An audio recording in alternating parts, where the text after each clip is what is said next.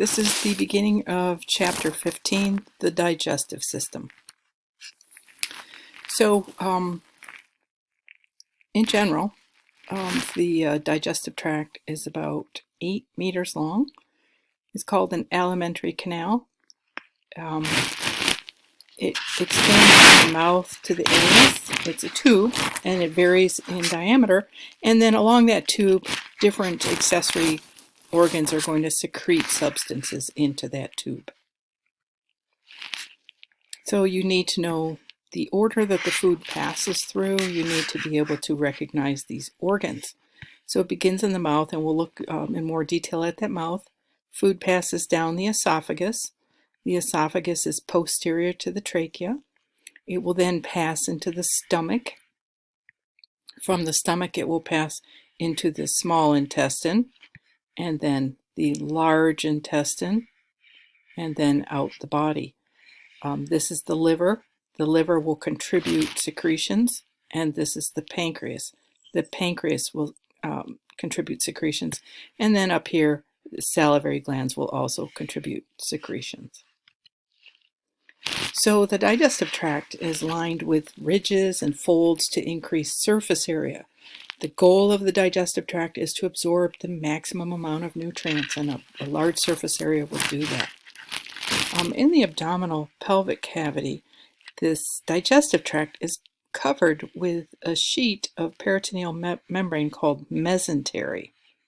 And it's connecting everything. The blood supply travels through it, and it stabilizes these organs. Remember, as food moves around, these organs may move a bit, and the mesentery may help prevent entanglement of the intestines. Here is the inner surface of the layers of the digestive tract. So we'll see that there are 4 layers. Here's the mesentery, and you can see the blood flowing through the mesentery. The layers will be the same.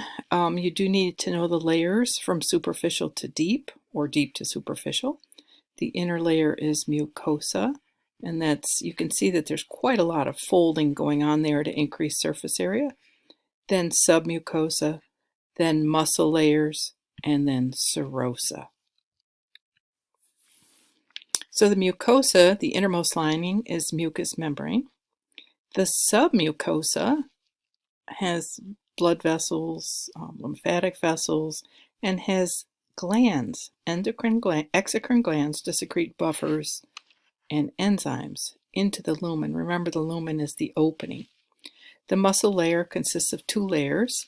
There's a smooth layer that is an innermost layer, and it is circular, and the outermost layer is longitudinal, and we'll look and see how that affects movement of substances through the digestive tract.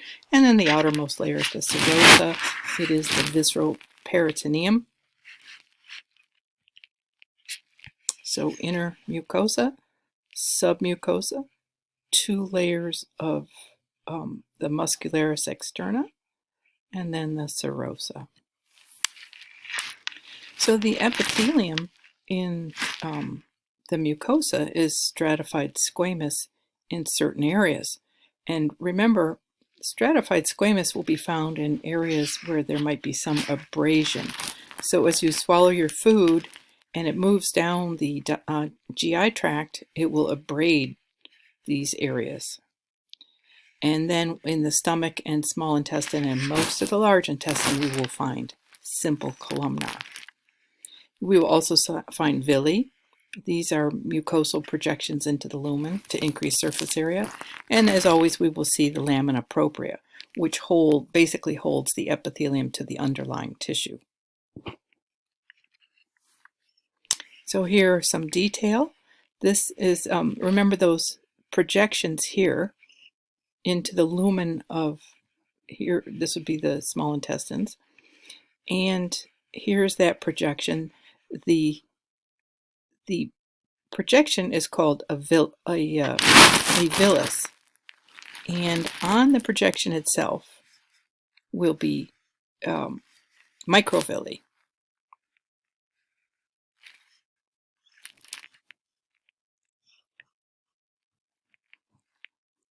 The muscle layer of the digestive tract it's smooth muscle, and smooth muscle is arranged in sheets. The circular smooth muscle you can think of as being almost like a sphincter. As it decreases the size of the lumen, it's going to move substances along the passageway. The outer longitudinal layer also assists in movement of substances. When you chew food, obviously you're breaking it down, but your saliva is going to make it more moist so it travels more easily, and our tongue will form it into a round blob called a bolus.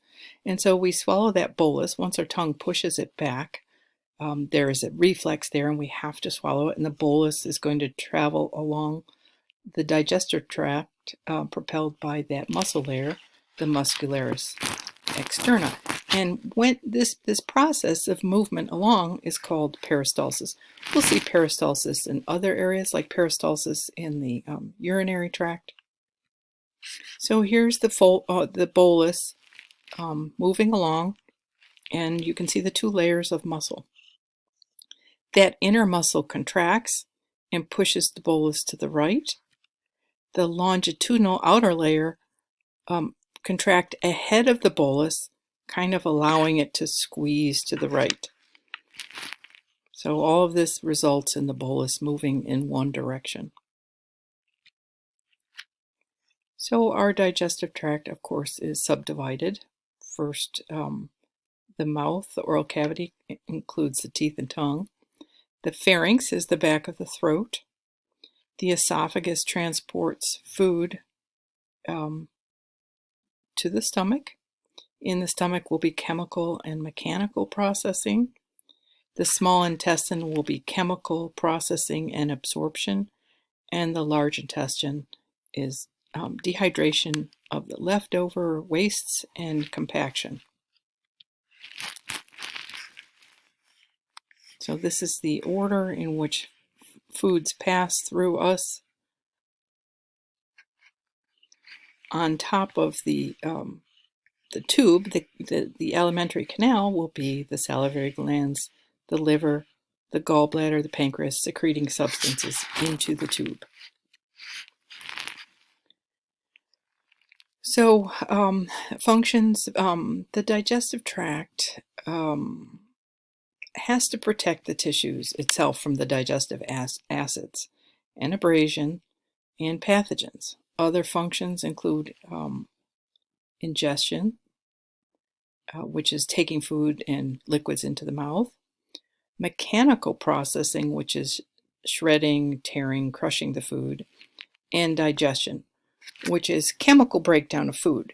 They say chemical and enzymatic, but yeah, I guess you could say chemical and enzymatic breakdown of food into molecules that can then be absorbed by the digestive epithelium. So they have to be small, like amino acids and glucose. So functions of the digestive tract include secretion, which is performed by those accessory organs. Absorption, so what's going to be absorbed, substances in the food that the body needs, organic molecules such as glucose and amino acids, electrolytes and vitamins and water, and then removing the undigested foods, forming waste and eliminating by defecation. So we'll start up at the oral cavity, tongue, salivary glands, teeth. There is the mouth is lined with stratified squamous epithelium called the oral mucosa. It will be abraded and has to be replaced quickly. Mastication is the process of chewing, and we chew in order to increase the surface area of those food bits so they're exposed to the enzymes. And actually digestion begins in the mouth, mostly of carbohydrates, but also lipids. So here we have the mouth, different boundaries. I don't think you need to know the boundaries, but we're going to look at the different parts of the mouth. So the hard palate is the bony region here, and when you press your tongue, the food up against the hard palate with your tongue, it helps to break it down.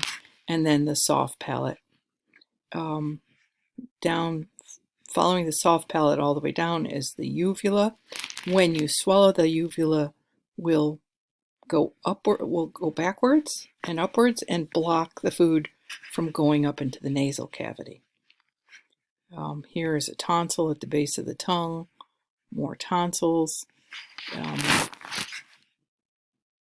That's about it, really. And then, the tongue is going to manipulate that food, form the bolus. Secretions of the salivary gland include lingual lipase. So it's going to start the digestion of lipids. Here you can see the uvula. Some people are born with two uvulas. This little tissue here that holds the tongue and also the lip is called a frenulum. Here's some detail on the tooth itself. Enamel is the hardest biological substance manufactured. As we age, we lose that enamel, and you can see the more yellow dentin beneath that enamel. Calcium, phosphate, and vitamin D are necessary for healthy teeth. Above the surface of the gum is the crown. The gum is called gingiva. You can see the root. So there's our root canal. So when you have a root canal, they're going to drill a hole through your enamel and your dentin, and then take a tool down here and destroy that nerve root there to save the tooth. Types of teeth, we have incisors, which are the sharp blades for cutting. Cuspids, the pointier teeth, also called canines, used for tearing or slashing. The bicuspids for grinding and mashing, and the molars for grinding and mashing. So we have the same number of teeth on the upper jaw and lower jaw. So here's the mouth of a child. They are born with, well, they're not born with teeth, but they will develop 20 teeth. They're called deciduous teeth. And this tells you when this is the age of eruption of that tooth. And then here is an adult with 32 teeth. Now these last teeth, the third molar, is called a wisdom tooth, and you can see how old you are when that erupts. And humans have evolved to have smaller jaws than in the past, and so often there's not room in the mouth for that molar, and they have to be taken out. And here is a jaw of the developing teeth. So here are the baby teeth, and then here are the developing permanent teeth. So tooth decay is a problem. The bacteria in the mouth cause tooth decay. And, if you eat a lot of sugary foods, those sugars are feeding the bacteria, and the bacteria stick to those surfaces. You can't wash them down, and they produce a deposit called the plaque, and that plaque has to be scraped off. So if you have a lot of plaque and decay, it results in gingivitis, which is inflammation, and that can cause tooth loss.